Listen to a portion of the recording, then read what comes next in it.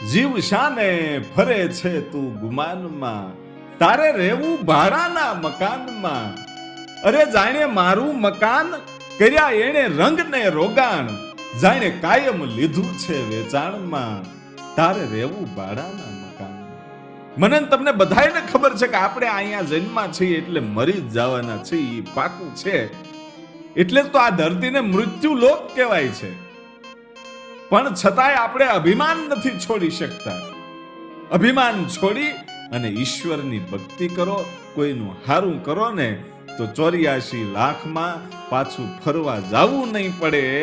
એટલે જે મારે વાત કરવી છે કે આપણે ત્યાં આપણા પુરાણોમાં અને આપણા મહાપુરુષોએ જે વાતો કરી, અને આજે પણ એમ કહેવાય છે કે માણસના મૃત્યુ થયા પછી પણ તેનો આત્મા છે એ પોતાના જ ઘરે 13 દિવસ સુધી રહે છે.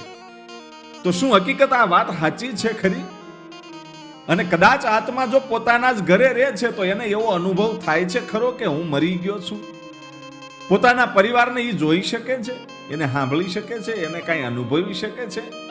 આ બધા જ પ્રશ્નો આપણા મનની અંદર ઉત્પન્ન થાય. અને બીજો એક પ્રશ્ન એ કે એ માણસ મરી જ ગયો છે તો એના આત્માને પાછું 13 દિવસ સુધી પોતાના ઘરે રહેવું જ શું કામ જોઈએ? એને તો મુક્તિ મળી ગઈ છે આ શરીરથી, છતાં એ અહીંયા પાછો કેમ આવે છે? મૃત્યુના 24 કલાક પછી પણ એ આત્મા ભટકતો ભટકતો પાછો પોતાના ઘરે આવે છે, ત્યારે એને અનુભવ શું થાય છે? આ બધા જ પ્રશ્નો જાણવાની મને તમને બધાને જિજ્ઞાસા થાય. એટલે મારે વાત એ કરવી છે કે મૃત્યુના 24 કલાક પછી આત્મા પાછો પોતાના ઘરે શા માટે આવે છે અને એને શું અનુભૂતિ થાય છે, અને એ આત્માને સદગતિ ક્યારે થાય છે, અને 13 દિવસ સુધી શા માટે રહે છે, આ બધી આપણે વાતો કરવી છે. આ કોઈ મનગણત કહાની કે મારી બનાવેલી કહાની નથી, પણ આ કહાનીની શરૂઆત થાય છે ભગવાન રામથી. ભગવાન રામ અને માં સીતાજી છે એ ચિત્રકૂટની અંદર વિહાર કરતા હતા, અને શાંત જગ્યામાં જ્યારે આવ્યા ત્યારે માં સીતાજીએ પણ ભગવાન રામને આ પ્રશ્ન કરેલો કે આપણે ત્યાં એવું કહેવાય છે કે મૃત્યુ પછી 13 દિવસ સુધી આત્મા છે એ પોતાના ઘરે રહે છે, તો એને શું અનુભૂતિ થાય? એટલે ભગવાન રામ છે એમ કહે છે કે આ માત્ર પ્રશ્ન તમારો નહીં, પણ આખી દુનિયાને આ પ્રશ્નનો જે જવાબ છે ને એ ફાયદાકારક છે, જેથી કરી અને હાલની જિંદગી જીવનારો જે માણસ છે એ પોતાના નસીબને બનાવી શકશે. પોતાને આગળ મર્યા પછીનો જે સફર છે એ સફરમાં કઈ બાજુ જવું છે એ આ પ્રશ્નોના જવાબ સાંભળ્યા પછી માણસ નક્કી કરી શકશે કે આપણે કઈ બાજુ જવું છે. એટલે ભગવાન રામ છે એ માં સીતાજીને એટલું કહે છે કે આ જે વાત છે, આ બધા તમારા જે પ્રશ્નો છે એનો જવાબ આપતી એક કહાની છે, અને એ ખુદ યમરાજે કીધેલી છે નારદજીને. ખુદ યમરાજે નારદજીને જે વાત કરી છે, ભગવાન રામ કહે છે સીતાજીને કે યમરાજે જે નારદજીને કહાની કીધી છે, જે વાત કીધી છે, જે પ્રશ્નોના જવાબ આપ્યા છે, એની હું તમને વાત કરું છું. એટલે યમપુરીની અંદર યમરાજ છે એ સભા ભરીને બેઠા છે, અને અનેક આત્માઓને એ જ્યારે સજાઓ આપે છે, અને અમુક પુણ્ય આત્માઓ છે એને આ 84 લાખના ફેરામાંથી ટળી ગયા પછી એને સ્વર્ગ મળે છે, વિષ્ણુના દરબારમાં મોકલે છે. અને આ બધું દ્રશ્ય જોઈ અને જ્યારે નારદજી આ દ્રશ્ય જોયું ત્યારે યમરાજને 2 હાથ જોડી અને નારદજીએ પ્રણામ કર્યા કે તમે તો મૃત્યુના દેવતા છો, અને આ જે જીવ આવ્યા છે એને તમે દંડ આપો છો, તો એ દંડ આપવાનું કારણ શું? અને ત્યારે યમરાજજી કહે છે કે મહર્ષિ, હે દેવ ઋષિ, હે નારદજી, આ જે જીવાત્માઓ છે એને 84 લાખ અવતાર મળ્યા પછી છેલ્લો અવતાર માણસનો મળ્યો તો, અને માણસના અવતાર મળ્યા પછી કોઈનું હારું કરી નથી શક્યા, બીજાનું લૂંટી લીધું છે, એવા પાપ કર્યા છે, એટલે એને દંડ મળે છે. અને ત્યારે નારદજી કહે છે કે પ્રભુ, આ મૃત્યુલોકના માણસને કાંઈ ખબર નથી કે આપણે શું કરીએ તો કેવા ફળ મળે. એ કાંઈ ખબર નથી ને, એટલે માણસો કદાચ નકામું કામ કરતા હશે, એટલે માણસો પાપ કરતા હશે. માટે તમે એવું કંઈક કરો કે જેથી કરીને મૃત્યુલોકના માણસને ખબર પડે કે સ્વર્ગમાં જવાય કે નર્કમાં જવા માટેના કયા કયા રસ્તા છે અને માણસને શું કરવું જોઈએ. અને ત્યારે નારદજીને યમદેવ છે એ એમ કહે છે કે હું તમને જે વાત કરું છું એ આખા જીવનને લગતી આ વાત છે. માણસને મૃત્યુ પછીની સફર નક્કી કરવી હોય તો આ વાતને સાંભળીને પોતે નક્કી કરી શકશે કે મૃત્યુ પછી મારે કયા રસ્તે જાવું, એ નક્કી કરી શકશે. એવી રીતે જીવન જીવી શકશે કે હા, કે આ કહાની જે હું તમને કહું છું, યમદેવ કહે છે કે હું તમને જે નારદજીને કહે છે કે હું તમને જે કહાની કહું છું એ તમે મૃત્યુલોકમાં માણસોને સંભળાવજો, આપણા મહાપુરુષો સંતોને સંભળાવજો, જેથી કરીને એ સાદા જીવન જીવનારા માણસોને ઘરે ઘરે સુધી આ વાતને પહોંચાડી શકે. કે કાંઈ વાંધો નહીં. અને યમદેવ છે એણે એ વાતની શરૂઆત કરી અને કીધું કે એક નાનકડું એવું ગામ, અને એ ગામમાં એક નાનકડો પરિવાર રહે છે. આ યમદેવ વાત કરે છે નારદજીને. અને એ પરિવારમાં એક બાપ, એનો દીકરો અને દીકરાની પત્ની અને દીકરાનું સંતાન. બાપ બુઢો થઈ ગયો અને એ બાપનું જ્યારે મૃત્યુ થયું ત્યારે એનો દીકરો યુવાન હતો, એનું નામ આલોક હતું. અને એ આલોકને પોતાના બાપનું મૃત્યુ થયા પછી ખૂબ જ દુઃખ થયું. અને પછી મનની અંદર પ્રશ્નો ઊભા થયા કે મૃત્યુ પછી શું ખરેખર જીવ પાછો ઘરે આવે છે ખરો? લોકોના જે લોકવાયકાઓ ફરે છે કે મૃત્યુ પછી 13 દિવસ સુધી જીવ છે એ ઘરે રહે છે. એટલે એને એવી જાણવાની જિજ્ઞાસા થઈ કે શું આ બધી વાતો હકીકત છે? એટલે એ માણસ છે પોતાના પિતાના મૃત્યુ પછી બધા કર્મકાંડ પૂરા કરી, એની વિધિ પૂરી કર્યા પછી આ જિજ્ઞાસા પોતાના અંદર જે ઉઠી રહેલા જે પ્રશ્નો છે એ પ્રશ્નોનો જવાબ મેળવવા માટે એક તો પોતે ભક્તિમય જીવન તો જીવતો જ તો. એટલે એમ કહેવાય છે કે એ જંગલ ભટક્યો અને એમાં એક ઋષિ મુનિ એને મળે છે અને એ ઋષિના ચરણોમાં એ પડી અને કહે છે કે બાપુ આ પ્રશ્નો છે મને ઊંઘ આવવા નથી દેતા. અને ત્યારે સાધુ કહે છે કે કેવો પ્રશ્ન? કે બાપુ લોકોનું કેવું એવું છે કે માણસ મર્યા પછી 24 કલાક જાય એટલે આત્મા છે એના ઘરે પાછો આવે છે. એટલે મારા મનની અંદર પ્રશ્ન એવો છે કે શું આ હકીકત છે કે 24 કલાક પછી આત્મા પાછો ઘરે આવે? અને પાછો આત્મા ઘરે આવે છે તો એને અનુભૂતિ શું થાય છે? શું એને ખબર હોય છે કે મારું મૃત્યુ થઈ ગયું છે?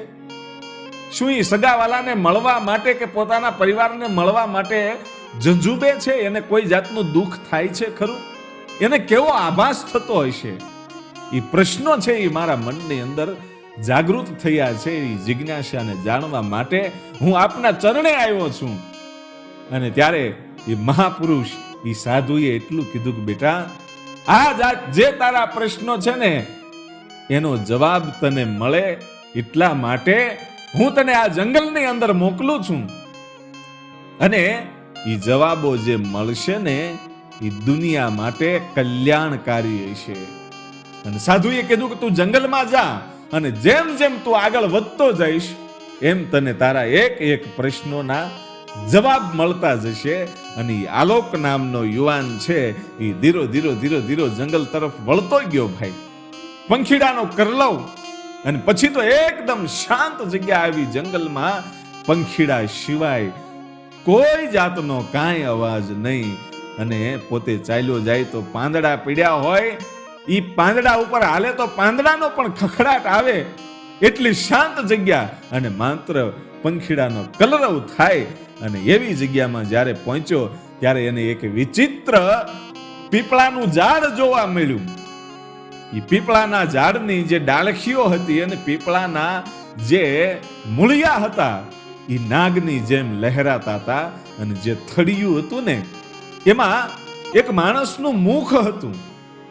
એ થડિયામાં માણસનું મુખ બનેલું હતું. એટલે આને વિચાર આવ્યો કે આવો વિચિત્ર વૃક્ષ મેં ક્યારેય જોયું નથી કે જે થડ છે લાકડાનું એમાં પણ માણસના મુખનો આકાર છે, કોઈ દેવતા હોય એવો આકાર છે. એને જોઈ અને ઈ ઘડીક સ્થિર થઈ ગયો અને ઊભો રહી ગયો. ઈ પીપળાની સામે જોવા મળ્યો કે નાગ જેવી આની ડાળખીઓ લહેરાય છે, આના જે મૂળિયા છે એ નાગ જેવા લહેરાય છે.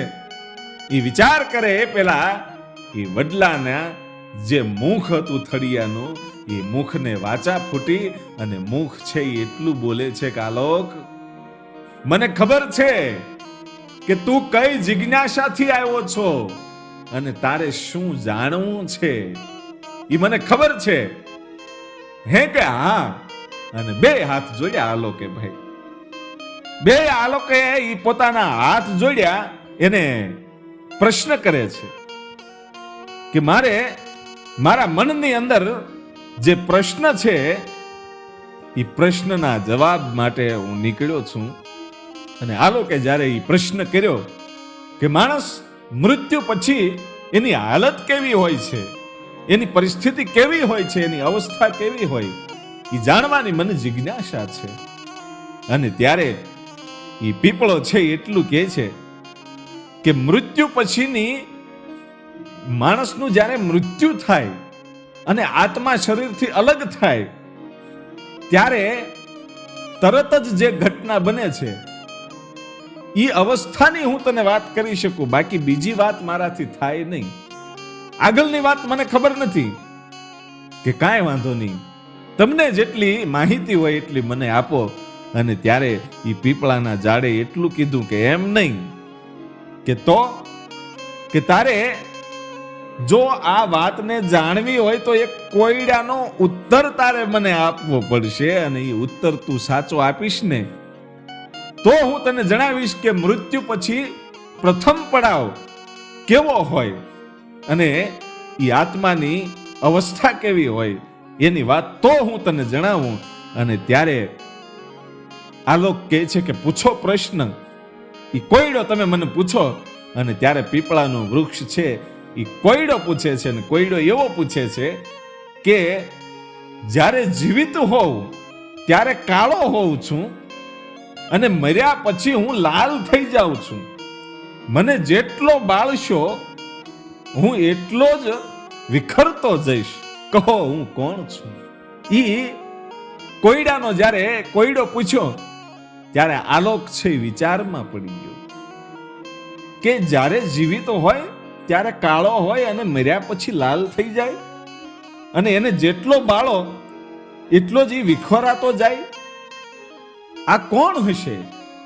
એ વિચારતા વિચારતા મનની અંદર વિચાર આવ્યો કે આનો જવાબ કોલસો જ હોય.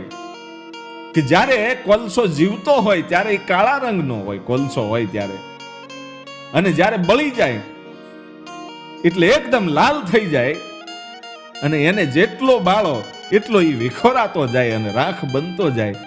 એટલે એને જવાબ આપ્યો કે આ કોલસો આનો જવાબ છે. અને ત્યારે એને પીપળાએ કીધું કે તમે સરસ મજાનો જવાબ આપ્યો છે અને સાચો જવાબ આપ્યો છે, એટલે હું તમને મૃત્યુ પછીની જીવની કઈ હાલત હોય છે, એની અવસ્થા કઈ હોય છે એની વિશે હું તમને જણાવું છું. કે જ્યારે આત્મા શરીર છોડે છે ત્યારે તે એક ભ્રમની સ્થિતિમાં આવી જાય છે. પીપળાએ બહુ સરસ વાત કરી કે માણસના શરીરમાંથી જ્યારે જીવ નીકળી જાય છે એ જ વખતે એ જીવ છે એક ભ્રમની સ્થિતિમાં આવી જાય છે, અને એને સમજાતું જ નથી કે એ મુક્ત થયો છે કે કોઈ બંધનમાં છે. આ મૃત્યુ પછીની 24 કલાક પછીની સૌથી રહસ્યમય અવસ્થા હોય છે. આત્માને મૃતદેહ દેખાય છે કે નહીં એનો પ્રશ્ન કર્યો. આલોકે કીધું કે માણસનો જીવ નીકળે એટલે એ તો ભ્રમમાં પડી જાય, એને ખબર જ નથી પડતી કે હું મરી ગયો કે જીવતો છું. એ એક ભ્રમની અંદર જ હોય, પણ એને પોતાનો મૃતદેહ દેખાય છે ખરું? અને ત્યારે પીપળો કહે છે કે હા, એને પોતાનું જે મૃતદેહ છે એ દેખાય છે.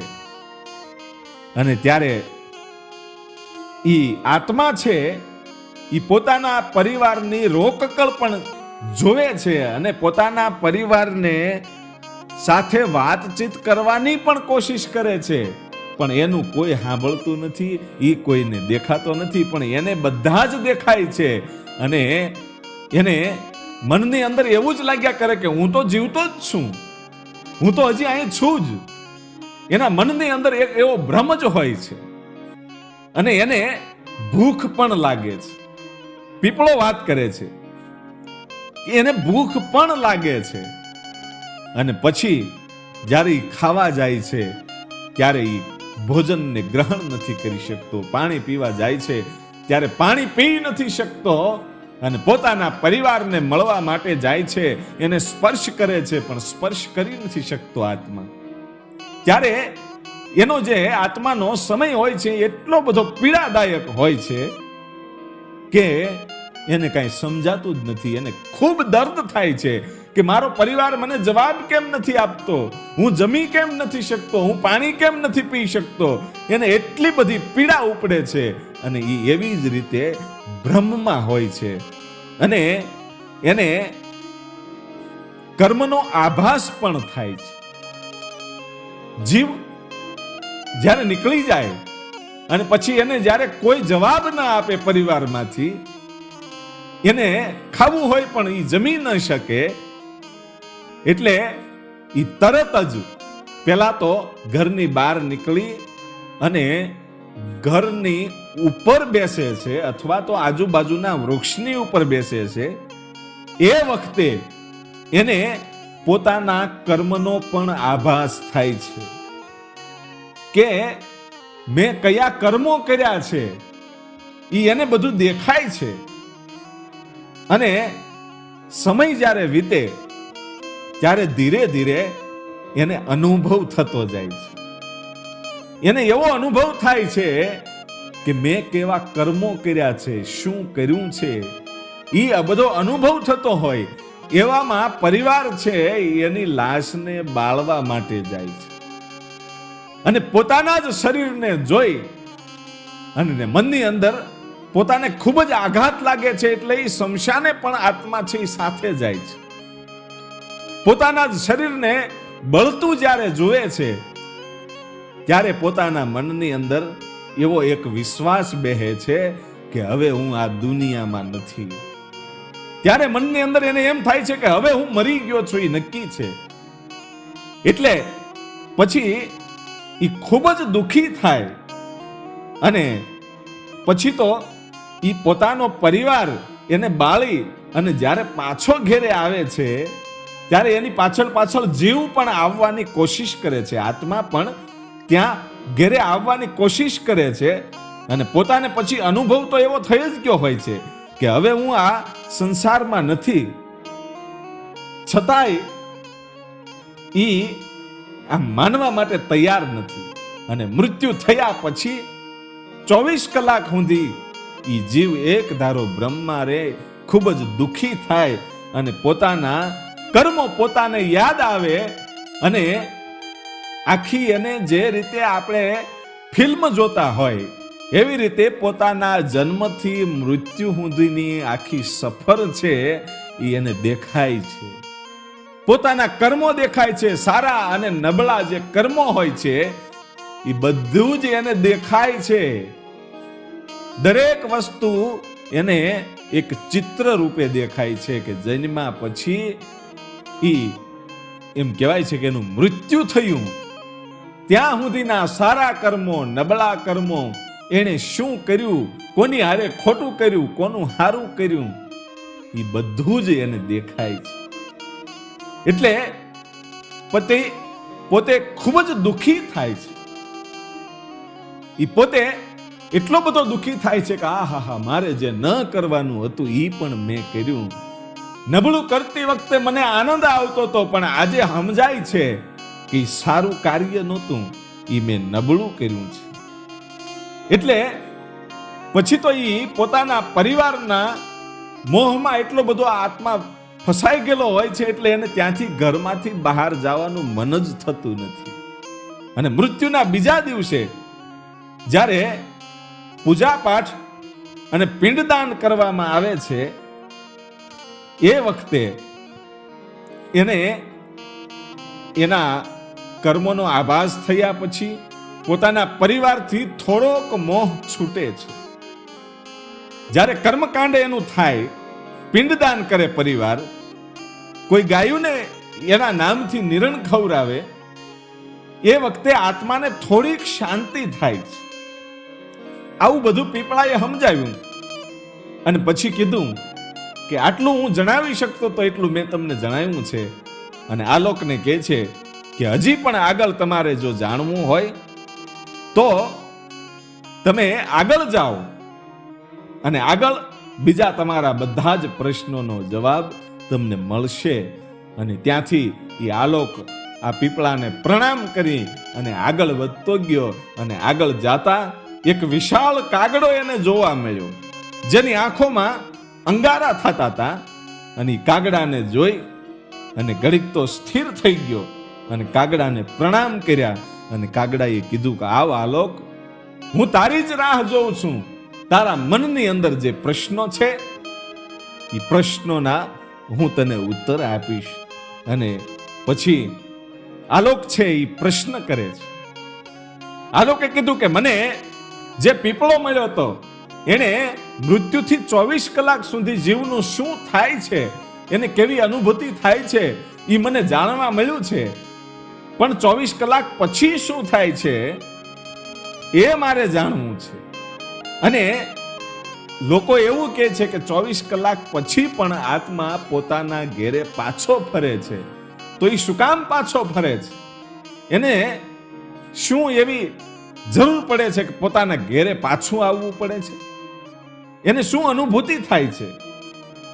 અને ત્યારે એ કાગડો છે એ એમ કહે છે કે આ દરેક પ્રશ્નના જવાબ હું તને આપીશ, પણ હું તને જે કોયડો પૂછું એનો તારે જવાબ મને આપવો પડશે ને એ જવાબ મને સાચો મળશે તો હું તને સમજાવીશ. અને ત્યારે આલોક નામનો એ યુવાને એટલું કીધું કે પૂછો પ્રશ્ન, હું તમને જવાબ આપવાની કોશિશ કરીશ. અને એ જે કાગડો છે એને કોયડો પૂછ્યો કે જીવનમાં સૌથી મોટું બંધન કયું છે? અને ત્યારે આલોકને સીધું જ એમ કહેવાય છે કે પહેલા તો એને થોડુંક જ્ઞાન થઈ ગયું હતું કે માણસ મર્યા પછી પોતાના પરિવાર સાથે મોહમાં ફસાઈ જાય છે. એટલે મનની અંદર સીધો જવાબ આવી ગયો અને એમ લાગ્યું કે સૌથી મોટું સંસારની અંદર જીવનની અંદર કોઈ બંધન હોય તો એ મોહ છે.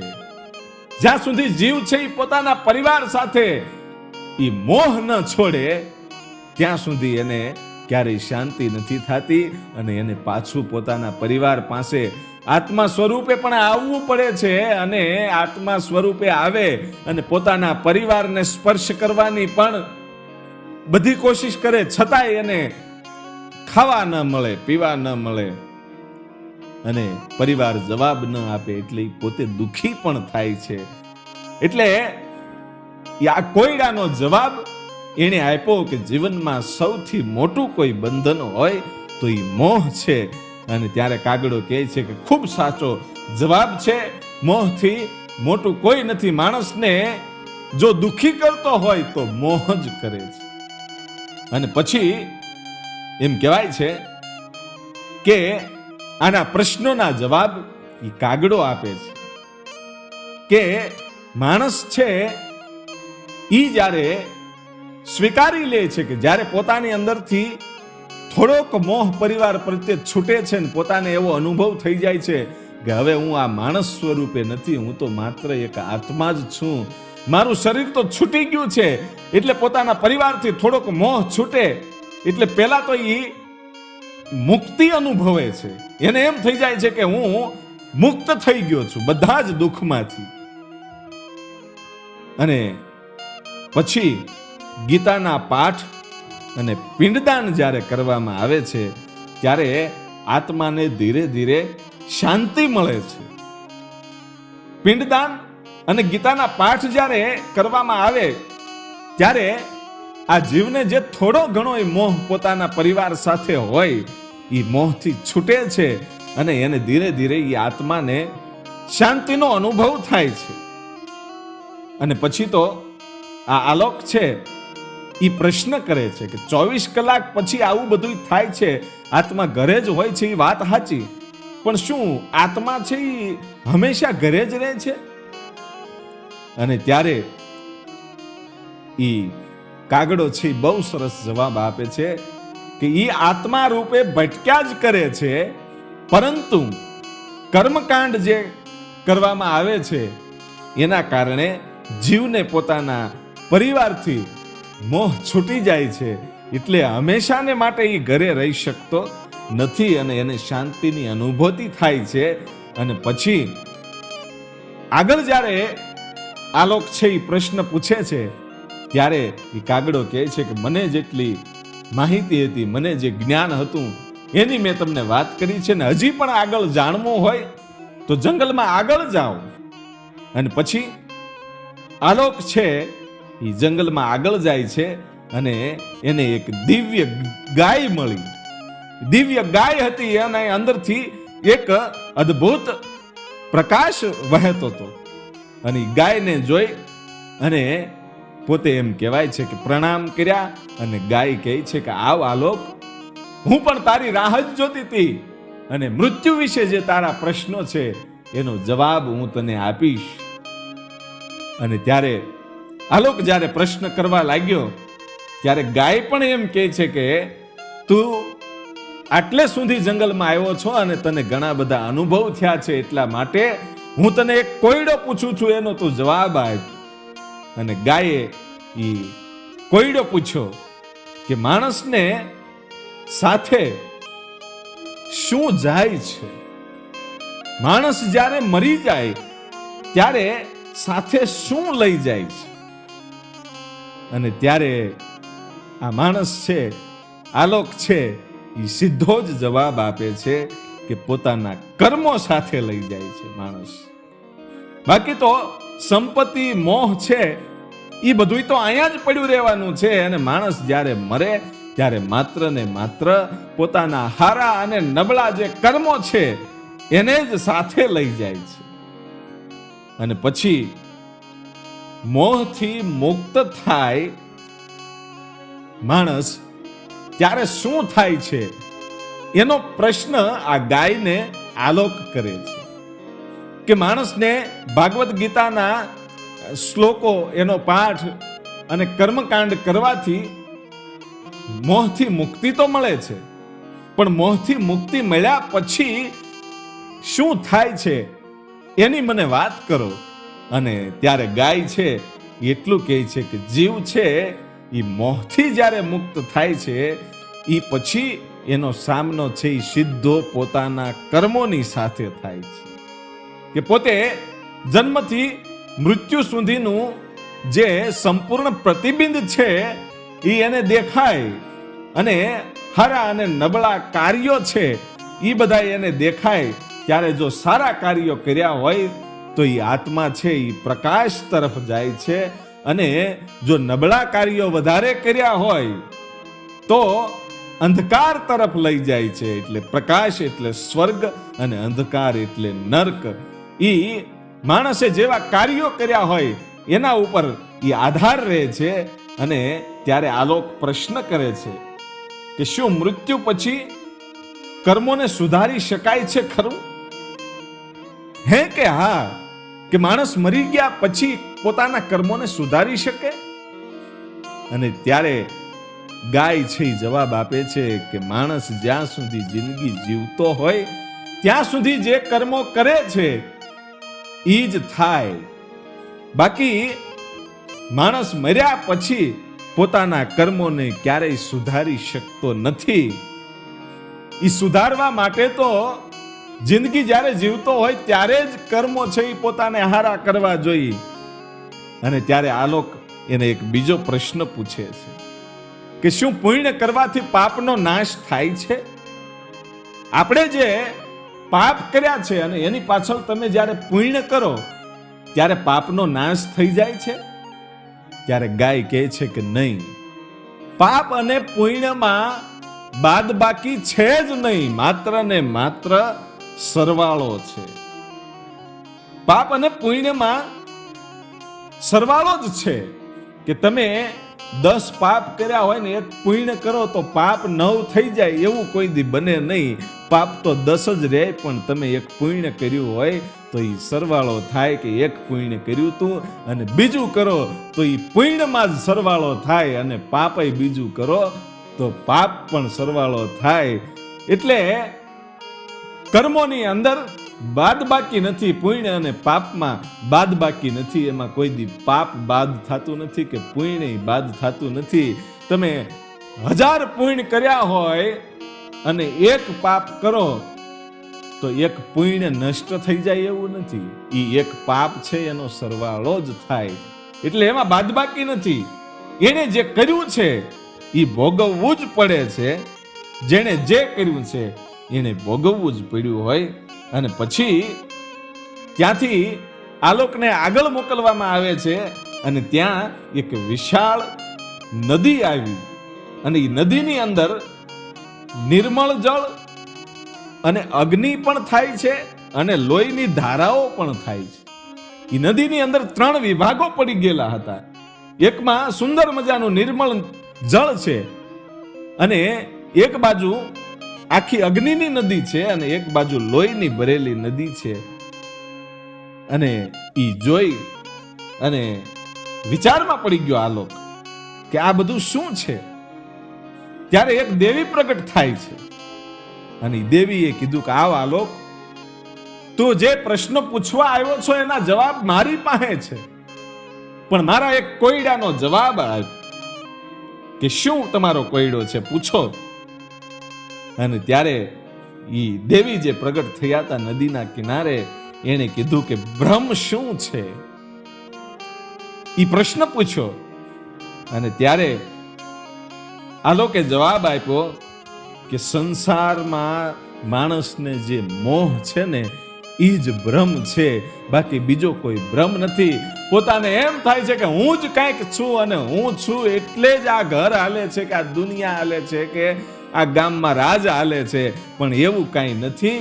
ઈ નહોતો તોય આ દેશ હાલતો તો, આ દુનિયા હાલતી હતી, આ ઘર હાલતું હતું. ઈ મરી ગયા પછી એમ જ હાલવાનું છે. એટલે માણસને સંસારનો જે મોહ છે એને જે એમ છે કે હું જ કાંઈક છું, તો ઈ પોતાનો જે ભ્રમ છે ને ઈ જ આ સંસારનો જે એને મોહ છે ઈ જ ભ્રમ છે. અને ત્યારે બહુ સરસ જવાબ આપ્યો છે અને ઈ ખુશ થઈ અને ઈ દેવી છે ઈ એમ કહે છે કે આ જે નદી છે ઈ વૈતરણી નદી છે. આ નદી યમલોક અને પિતૃઓની વચ્ચેથી વહે છે. આ જે નદી છે ઈ યમલોક અને પિતૃઓની વચ્ચેથી વહે છે. આ જગ્યાએ આત્માની અંતિમ પરીક્ષા છે. અહીંયા જ્યારે આત્મા પહોંચી જાય છે ત્યારે એની અંતિમ પરીક્ષા હોય છે ને એમાંથી જ્યારે જીવ પાર પડે ત્યારે એને 2 જ રસ્તા હોય, એક સ્વર્ગલોક અને નર્કલોક. પણ આ નદીને પાર કરવી પડે. પણ આ નદીને પાર કોણ કરી શકે? કે જેણે પુણ્ય કર્યું હોય એ સરળતાથી આ નદીને પાર કરી અને સ્વર્ગમાં જાય છે. અને પાપી માણસ છે એ આ નદીને પાર કરવા જ્યારે જાય છે ત્યારે એમાં ફસાઈ જાય છે અને એટલો બધો દુખી થાય છે કે એ અગ્નિની જે નદી છે એમાં પણ એ આત્માને નાખવામાં આવે છે. એટલો બધો દુખી થાય છે. એમાંથી લોહીની જે નદી છે એમાં પણ નાખવામાં આવે છે. અનેક જાતના એને કષ્ટો પડે છે અને કષ્ટો પડ્યા પછી છતાં એ નદીને પાર કરી શકતો નથી. ત્યારે યમના દૂતો એને આવી અને ઢહડીને લઈ જાય છે યમલોકની માલપા, અને ત્યાં એનો ન્યાય થાય છે. એનો ન્યાય થાય છે અને એને જે કાંઈ દંડ દેવાના હોય એ દેવાઈ જાય. પછી એને 84 લાખની યોનિમાં મોકલી દેવામાં આવે છે કે સૌથી સારામાં સારો અવતાર એ માણસનો છે, અને માણસના અવતારમાં પોતે કાંઈ સારું નથી કરી શક્યો, એટલે ફરી વખત 84 લાખ યોનિમાં જાય. એ 84 લાખ વખત અવતાર લે. મચ્છર થાય, માખી થાય, કીડા મકોડા, જેટલા પણ જીવ છે એ 84 લાખ આ દુનિયાની અંદર એવા જીવ છે કે દરેક જગ્યાએ જુદી જુદી વખત એને અવતાર લેવા પડે છે. એટલું નહીં, પણ જો એકાદી વાર ક્યાંક જંગલનું વૃક્ષ બની ગયો હોય તો કેટલા હજારો વર્ષ સુધી એનો અવતાર પૂરો થતો નથી. જ્યાં સુધી વૃક્ષનો નષ્ટ ન થાય ત્યાં સુધી એનો અવતાર પૂરો ન થાય. એવી રીતે 84 લાખ અવતાર લીધા પછી ફરી વખત એને માણસનો અવતાર જ્યારે મળે છે ત્યારે ભગવાન એને સમજાવીને મોકલે છે કે ભલા માણા, તને આ 84 લાખમાંથી તું ફેરા ફરીને આવ્યો છો, અને હવે ઈ 84 લાખમાં પાછું ન જવું પડે તારે, એટલે હું તને માણસનો અવતાર આપું છું. અને કોઈકનું કાંઈક ભલું કરી લેજે, કાંઈક સારું કરી લેજે તો તને મુક્તિ મળી જાય. એવી રીતે ફરી વખત માણસનો અવતાર મળે, અને છતાંય માણસને સમજાતું નથી, અને માણસ છે એ ન કરવાના કાર્યો કર્યા જ કરે છે. અને પાછો જ્યારે મરે ત્યારે એ આત્મા ભટકતો ભટકતો એ લોહીની અને અગ્નિની નદીઓને પાર કરતો કરતો, દુઃખી થાતો થાતો, યમના માર ખાતો ખાતો એ જ્યારે એનો ન્યાય થાય ત્યારે ફરી વખત પાછો 84 લાખ યોનિમાં મોકલી દે છે. એ અમુક જીવ છે એમના ચકડા ફર્યા જ કરે, એની કોઈ દી મુક્તિ થતી જ નથી. પણ આખી જ આ વાર્તામાં, આખા ઇતિહાસની અંદર આપણને એ જ જાણવા મળે છે કે પાપ અને પુણ્યમાં કોઈ દિવસ બાદબાકી હોતી નથી. તમે જે કર્યું છે એ તમારે ભોગવવું જ પડશે. અને 84 લાખના ફેરાય ન ફરવા હોય ને તો કોકનું હારું કરી લેજો. કોઈનું કદાચ હારું ન થાય તો કાંઈ નહીં, કોઈને નડવાનું નહીં, બીજાને નડો નહીં ને તોય કોઈ દી તમને પાપ લાગવાનું નથી. માટે આત્મા છે એ વાત એવી સાચી છે કે મર્યા પછી એ આત્માને કેટલું દુઃખ થાય છે, કેવી અનુભૂતિ થાય છે. પણ એ આત્માને જો આપણે સદગતિ કરાવવી હોય તો એની પાછળ ભજન કરવું, સત્સંગ કરવા, ગીતાના પાઠ કરવા, એમના જે કર્મકાંડો થતા હોય એ બ્રાહ્મણની વિધિઓ કરવી, એટલી આત્માને સદગતિ થાય છે. અને હવે પછી આપણે મળીએ છીએ આગળના ઇતિહાસમાં. ત્યાં સુધી આપ સૌને જય માતાજી, જય જોગમાયા.